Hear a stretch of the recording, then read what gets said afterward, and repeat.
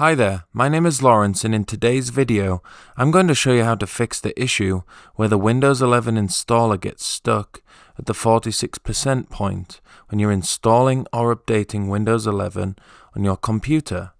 The good news is that the fix is fairly simple and you can get the installer moving again in a few clicks. To get started, go into the Windows Start bar and type in Services and click on the Services application. From this application, type into your keyboard Windows Installer or scroll down the page to find it. Once you find this Windows service, ensure that it's running. If it's not, right-click on the service and click on the Start menu option. The Windows Installer service will now begin to run. For the next step, scroll down until you find the Windows Update service.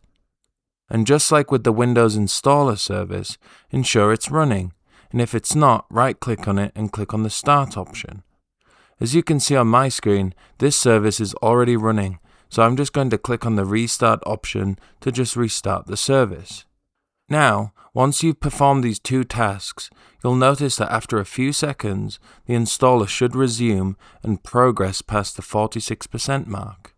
Please note, depending on your computer's specs, it may take anywhere from a few seconds to a minute for the installer to start moving past the 46% mark.